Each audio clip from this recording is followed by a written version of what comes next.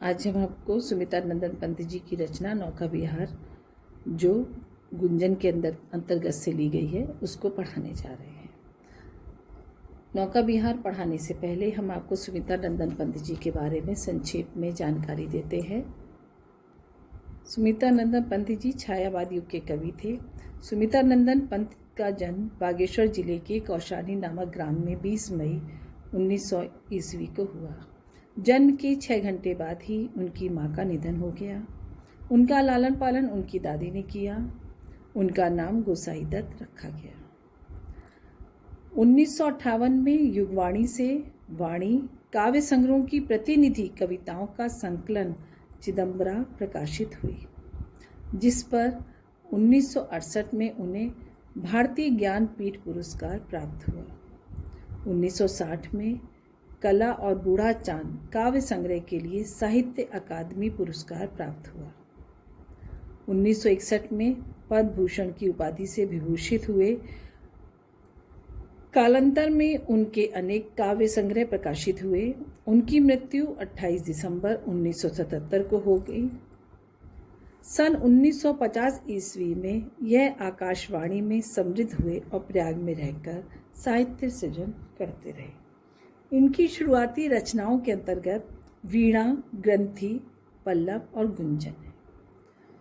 जो हम नौका विहार पढ़ने जा रहे हैं वो गुंजन उनकी जो रचना है उसके अंतर्गत से ली गई है। इन्होंने इसमें प्रकृति के विभिन्न रूपों का सुंदर अभिनंदन किया है।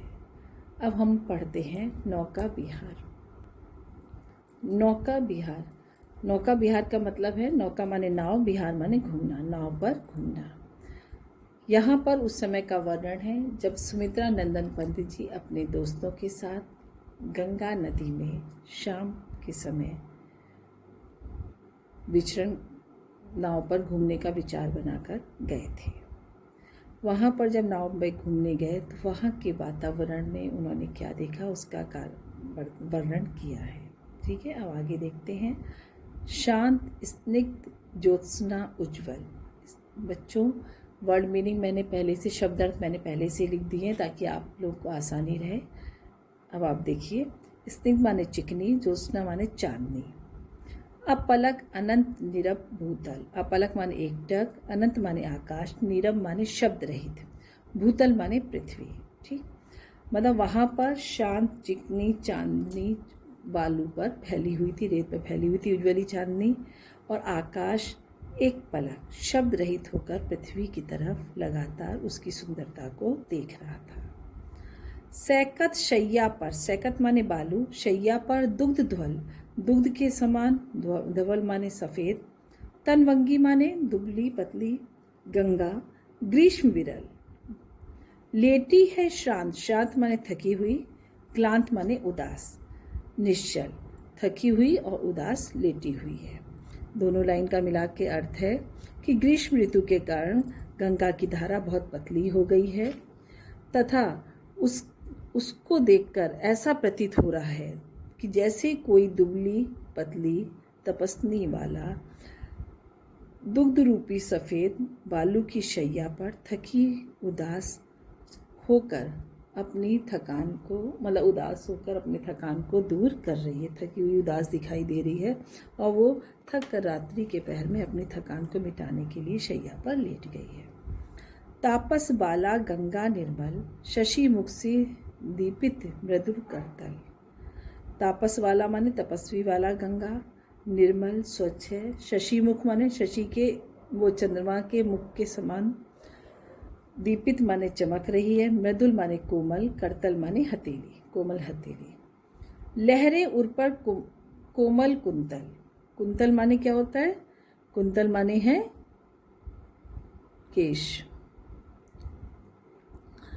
अब यहाँ पर वो कह रहे हैं, मतलब सुमित्रा पंत जी कहते हैं कि तपस्वी वाला जो है, जो गंगा जी हैं, तपस्वी वाला जो निर्मल और स्वच्छ है, उसकी कोमल हथेली चंद्रमा की मुख के समान चमक रही है और उसके हृदय पर लहरें कोमल केशों के समान उड़ रही हैं, मतलब केशों के समान फैली हुई हैं। गोरे अंगों पर सिहिर सिहिर लहराता तार तरल सुंदर। उसके गोरे अंगों पर सिहिर सिहिर का लहराता तार तरल सुंदर। चंचल अंचल सा नीलांबर। चंचल अंचल माने आंचल के समान, नीलांबर माने नीला अंबर।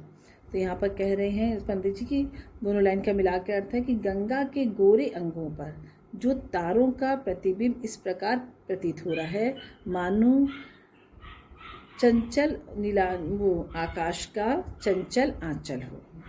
साड़ी की सुकरण सी जिस पर शशि की रेशमी विभा से भर। सिमटी है वर्तुल, वर्तुल माने टेढ़ी, मृदुल माने लहर, कोमल लहरें। जो कोमल लहरें टेढ़ी मेढ़ी जो बिखरी हुई दिखाई दे रही हैं वो ऐसे लग रही हैं जैसे गंगा रूपी स्त्री की सिकुड़ी ही साड़ी है जिस पर चंद्रमा की चांदनी अपनी रोशनी को या अपने आभा को फैला रही है। नेक्स्ट पैराग्राफ है चांदनी रात का प्रथम पहर। अब क्या है इस वाले पैराग्राफ में हम लोग पढ़ने जा रहे हैं कि सुमित पंत जी जो है अब इस समय नाव पर बैठने जा रहे हैं और नाव पर सवार होकर गंगा जी की यात्रा करेंगे। चांदनी रात का प्रथम पहर हम चले नाव लेकर सत्वर। चांदनी रात का प्रथम पहर था, सत्वर माने तेजी से, और पंत जी कहते हैं हम लोग जो है अपनी नाव को तेजी के साथ लेकर आगे बढ़ चले। सिकता की सस्मित सीपी पर मोती सी ज्योत्सना रही विचर। सस्मित माने रेतीली, सीपी पर मोती की ज्योत्सना, ज्योत्सना में चांदनी की तरह। लो पाले चढ़ी उठा लंगर। लंगर कहा जाता है मतलब लंगर एक जहाज रोकने के लिए, नाव रोकने के लिए एक लोहे का बड़ा सा कांटा होता है, उसको कहा जाता है लंगर। फिर मतलब दोनों लाइन का मिला के अर्थ है। यहाँ कहा गया कि गंगा की बालू पर चांदनी ऐसे चमक रही थी मानो खुली सीप में मोती दमक रही हो, मोती के प्रकाशित कर रही हो। लो अब क्या है नाव के पाले खोल दिए गए और लंगर जो है अब लंगर उठा लिया गया, मतलब वो जो लोहे का कांटा था भारी वाला उसको निकाल लिया गया। मृदुल मद मद मंथर मंथर, मंथर मतलब धीमे धीमे। लघु तरणी, लघु माने छोटी, तरणी माने नाव। हंसनी सी सुंदर, हंस के समान सुंदर। तिर रही, तिर रही मतलब तैरने लगी। खोल पालों के पर, अपने पालों के पर को खोलकर वो आगे बढ़ चली। तो पंत जी कहते हैं कि मृदुल मंद मंद धीरे धीरे जो लघु छोटी छोटी जो नावें थी वो हंसनी के समान सुंदर दिखाई दे रही थी और वो उन्होंने अपने पर खोल लिए, पर खोलकर वो तैरती हुई नदी में आगे बढ़ चली। निश्चल जल के सुचि दर्पण पर बिंबित हो रजत पुलिन निर्भर। निश्चल माने शांत जल के, सुचि दर्पण, सुचि माने स्वच्छ, दर्पण माने दर्पण मतलब शीशा। बिंब को बिंबित हो रजत पुलिन, रजत माने चांदनी, पुलिन माने किनारा। निर्भर दोहरे ऊंचे लगते क्षण भर, दोहरे ऊंचे माने दुगने ऊंचे लग रहे थे। अब यहाँ पर वो कह रहे हैं शांत जल के स्वच्छ दर्पण में रेत रूपी जो चांदनी का जो किनारा था वो उस किनारे के प्रतिबिंब जब जल में दिखाई देने लगा तो ऐसे वो हमें दुगने ऊंचे दिखाई देने लगे। मतलब कि वो जो किनारा था वो जब जल में उसका प्रतिबिंब दिखाई दिया तो हमें वो जल के अंदर भी दिख रहा है, बाहर भी दिख रहा है। तो दोनों चीज़ को जब हम देख रहे हैं तो ऐसा लग रहा है जैसे वो बहुत ऊंचा हो गया है। काला कांकर का राजभवन सोया जल में निश्चित प्रमन, प्रमन माने प्रसन्नता के साथ। पलकों में वैभव स्वप्न सघन। तो काला कांकर का राजभवन जो है वो वहीं पर गंगा जी के किनारे, तो उसके लिए कहा गया है कि काला काकर के राजभवन का जो प्रतिबिंब है वो जल में दिखाई दे रहा है। ऐसा प्रतीत हो रहा है मानो वह अपने पलकों में वैभव के अपने अनेक सपने लेकर सो गया है। ठीक, नेक्स्ट पैराग्राफ है। अब क्या है, अब नाव खुल चुकी है, आगे बढ़ चुकी है। अब आगे बढ़ने के बाद जब नाव चल रही है तो उसमें गंगा जी में क्या क्या तरंगे, क्या क्या लहरें उठ रही हैं, क्या क्या दिखाई दे रहा है गंगा जी के अंदर, क्योंकि उसके अंदर तो हमें तारों का भी प्रतिबिंब दिख रहा है। गंगा जी के स्वच्छ जल के अंदर हमें बाहर का जितना भी प्रकृति चित्रण है वो सब हमें गंगा जी के अंदर भी दिखाई दे रहा है। तो अब आगे क्या है देखिए। नौका से उठती जल लिहोर, हिल पड़े नभ की ओर छोड़। जब नौका चलने लगी और जैसी उसमें जल ने हिलोर ली, यानी कि लहरें जब हिलने लगी, तो ऐसा लगा गंगा जी में देखकर कि आकाश हिल रहा है। विस्फारित नैनों से निश्चल, कुछ खोज रहे जल चल तारक दल। विस्फारित माने खुले हुए नैनों से, ज्योतित कर नभ का अंतर स्थल। ज्योतित माने प्रकाशित करके। ऐसे मतलब यहाँ पर वो कहते हैं, मतलब पंथी जी कहते हैं कि ऐसा प्रतीत होने लगा मानो जल के अंदर के भाग को आलोकित करके, प्रकाशित करके तारों का समूह जो है कुछ खोज, अपनी आँखों को खोल खोल कर कुछ ढूंढने की कोशिश कर रहा है या कुछ खोजने की कोशिश कर रहा है। जिनके लघु दीपों को चंचल अंचल की ओट किए अविरल। जिनके लघु दीपों मतलब किसको कहा गया? तारों को ही, कि तारे रूपी जो छोटे दीपक हैं वो चंचल लहरों पर ऐसे अपने आप को छिपा रहे, उसकी ओट में छिप रहे हैं, मानो जैसे मतलब उनके आंचल की ओट में छिप रहे हैं। फिरती लहरें लुक छिप पल पल, मतलब वो ऐसे छिप रहे हैं आंचल की ओट में जैसे कि लहरें जो है लुका छिपी खेल रही हैं। सामने शुक्र की छवि झलमल, बैठती परी सी जल में कल। सामने शुक्र की जो छवि, शुक्र रूपी जो शुक्र वाला जो तारा है वो तारा दिखाई झलमिलाता हुआ दिखाई दे रहा है। शुक्र तारे की छवि एक परी के समान दिखाई दे रही है। ऐसे लग रहा है जैसे वो परी तैरती हुई है, जिसका मुख पहले कच्चों माने हैं केशों में ओझल हो रहे, छिपा रही है, जैसे जिससे कि मतलब वो अप्सरा जो है अपने मुख को बालों के बीच में छिपा रही है। लहरों के घूंघट से झुक झुक, लहर रूपी जो घूंघट है उसके घूंघट से वो छिप छिप कर। दसवीं का शशि, शशि माने चंद्रमा, दसवीं बेटा तिथि का नाम होता है, दसवीं जो है वो तिथि का नाम है, 10वें दिन का। तो 10वीं का शशि निज त्र्यक मुख, त्र्यक माने तिरछे मुख से दिखलाता मुग्धा सा रुक रुक, मुग्धा माने लज्जाशील स्त्री के समान। और गंगा मतलब जो लहरें हैं वो लहरों के बीच में जो चंद्रमा दिखाई दे रहा है वो चंद्रमा ऐसा प्रतीत हो रहा है मानो कि कोई 10वीं का चांद है जो लहर रूपी घूंघट में अपने तिरछे मुख से उसी तरह देख रही है जैसे कोई लज्जाशील स्त्री थोड़ी देर के लिए देखती है फिर अपने मुंह को छिपा लेती है, क्षण भर में अपने मुंह को छिपा लेती है और क्षण भर में ही वो पल भर में ही बाहर देखने लगती है फिर छिपा लेती है। इस तरह से वहाँ वो मतलब वहाँ का वातावरण दिखाई दे रहा है। ठीक, नेक्स्ट पैराग्राफ। जब पहुंची चपला बीच दहार, चपला माने नौका, छिप गया चांदनी का कगार, कगार माने किनारा, चपला माने नौका। जैसी नौका जो है बीच धार में पहुंची तो जो रेत का चांदनी वाला किनारा था वो किनारा बहुत दूर हो गया था, दिखाई नहीं दे रहा था। दो बाहों से दूरस तीर, तीर माने किनारा, जो दोनों साइड में किनारे दिखाई दे रहे थे गंगा जी के वो ऐसे प्रतीत हो रहे थे जैसे दो बाहें हों। धारा का कृश कोमल शरीर, आलिंगन करने को अधीर, मतलब जो दूर किनारा दिख रहा था वो दो बाहों के समान दिखाई दे रहा था। ऐसा प्रतीत हो रहा था जैसे वो गंगा की जो पतली धार है उस पतली धार को एक कोमल नारी के शरीर के समान, मतलब नारी के शरीर के समान उसको आलिंगन करने के लिए अधीर दिखाई दे रही थी। अति दूर क्षितिज पर बिटप माल, अत्याधिक दूर क्षितिज पर बिटप माल माने वृक्षों की पंक्ति दिख रही थी। लगती भ्रू रेखा सी अराल, अराल माने टेढ़ी, भ्रू रेखा माने भौं के समान, मतलब जो दूर क्षितिज पर जो पेड़ों की पंक्तियां दिखाई दे रही थी वो ऐसी प्रतीत हो रही थी जैसे उस कोमल पतली स्त्री की भौं हो, टेढ़ी भौं हो। आपलक नभ नील नैन विशाल, और आपलक माने एकटक, आकाश अपने तारे रूपी नैन से एकटक गंगा की इस सुंदरता को देख रहा है। माँ के उर पर शिशु सा, उर माने हृदय पर, शिशु सा समीप सोया धारा में एक द्वीप, उस गंगा की धारा में एक द्वीप दिखाई दिया।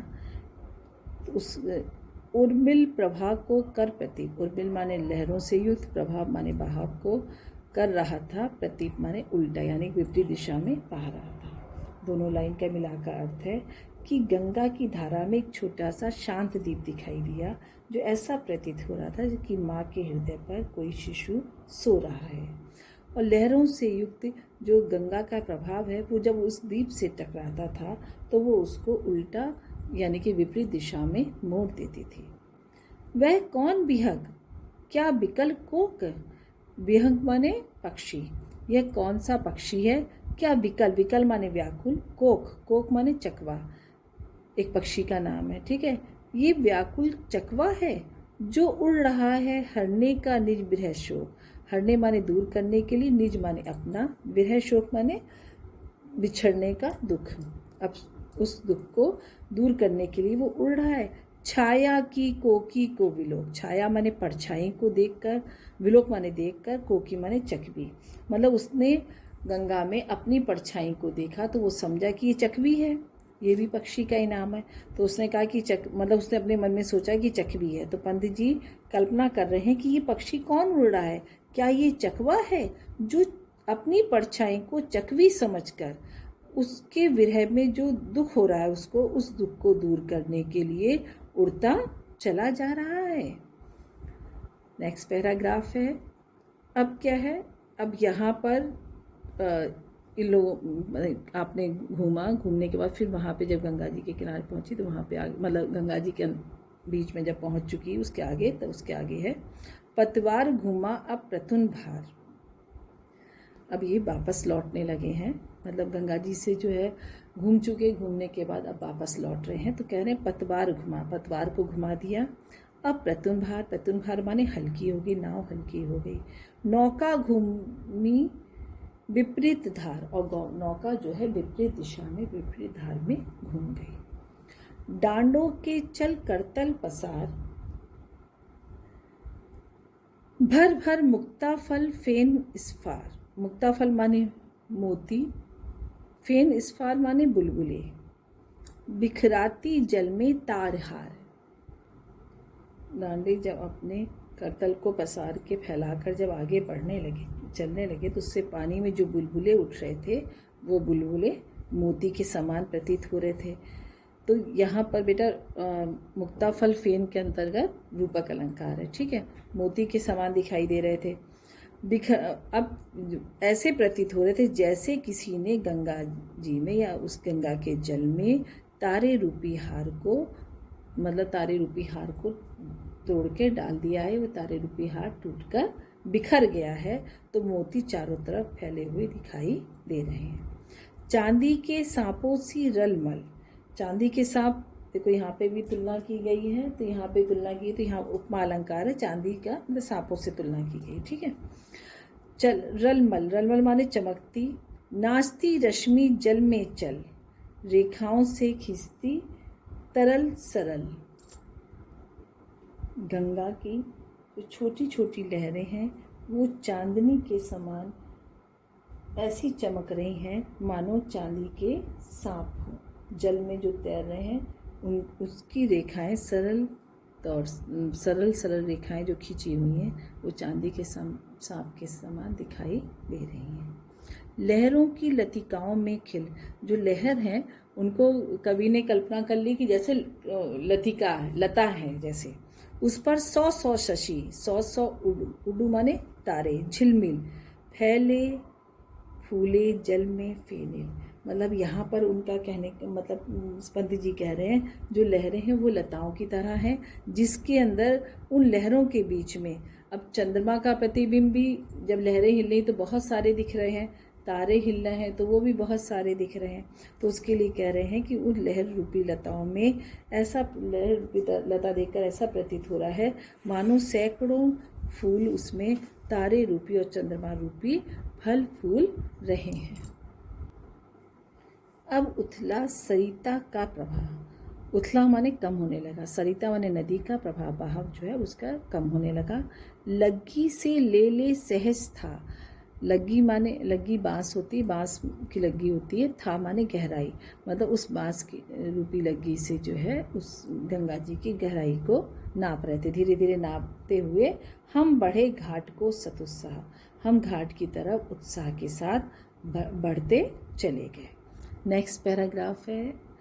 इस पैराग्राफ के अंदर जब पंडित जी गंगा जी घूम आए, वहाँ के वातावरण को देख लिया, गंगा जी के अंतर्गत जो लहरें उठ रही थी उनके अंदर उन्होंने जो भी कल्पना की थी, सब कल्पना को उन्होंने मतलब कल्पना सब कर डाला। अब उसके बाद उनके मन में क्या विचार उत्पन्न हो रहा है ये देखिए। ज्यों ज्यों लगती है नाव पार, उर्मे आलोकित सत विचार। जैसे जैसे नाव किनारे लगती है वैसे वैसे उनके मन में सैकड़ों विचार उत्पन्न होने लगे। इस धारा सा ही जग का क्रम, मतलब इस गंगा रूपी जो धारा है, इस धारा के समान ही मुझे इस संसार का क्रम लगता है, चक्र लगता है। शाश्वत इस जीवन का उद्गम, इस गंगा के जीवन का उद्गम भी शाश्वत है। शाश्वत माने हमेशा रहना या निरंतर, ठीक। शाश्वत है गति, निरंतर बहती रहती, निरंतर बहना है उसको। शाश्वत संगम, और हमेशा उसको जो है उसका संगम सागर से होना है। तो वो यहाँ पे कह रहे हैं कि इन दोनों लाइन का मिला के अर्थ है, पंत जी कह रहे हैं कि जिस तरह गंगा की धारा के समान संसार का क्रम है, जिस तरह वह जल अपने उद्गम से लगातार निरंतर निकलता रहता है, प्रभावित होता रहता है और जाकर सागर में मिल जाता है, उसी प्रकार संसार का जीवन है, उसका उद्गम, गतिशीलता और फिर मृत्यु के बाद मिल जाना, ये लगातार क्रम चलता ही रहता है। शाश्वत नभ का नीला विकास, शाश्वत शशि का यह रजत हास, शशि माने चंद्रमा, रजत हास माने चांदनी, ठीक है। जिस तरह आकाश का नीलापन शाश्वत है, चंद्रमा की चांदनी हमेशा रहने वाली है, शाश्वत लघु लहरों का विलास, और ये हमेशा लहरें भी जो है हमेशा इसी तरह कीड़ा करती रहेंगी। हे जग जीवन के कर्णधार, हे इस जीवन के कर्णधार, हे ईश्वर, चिर जन्म मरण के आर पार, जन्म मृत्यु के से आप परे हो एकदम। शाश्वत जीवन नौका विहार, ये जीवन जो है नौका विहार के समान है। नाव के मतलब जैसे नौका मतलब इसमें यहाँ पे जन्म और मृत्यु जो है इस नौका विहार के समान मुझे प्रतीत होती है। मैं भूल गया अस्तित्व ज्ञान, मैं अपने अस्तित्व के ज्ञान को भूल गया था। जीवन का यह शाश्वत प्रमाण और जीवन की जो सच्चाई है उस सच्चाई को भी मैं भूल गया था, मगर मुझे अब इसका ज्ञान हो गया है, मुझे अब शाश्वत ज्ञान हो गया है। करता मुझको अमृत प्रदान, अब ये मेरे मन में मृत्यु के भय को दूर करके मेरे अंदर अमृता का दान कर रहा है। अब यहाँ पर हमारा चैप्टर समाप्त होता है। बेटा मैंने पहले भी बताया था कि वीडियो को सब्सक्राइब करो, लाइक करो, जिससे कि जो भी वीडियो आगे बन रहा हो उसको तुम लोग देख सको, पढ़ सको और समझ सको। धन्यवाद।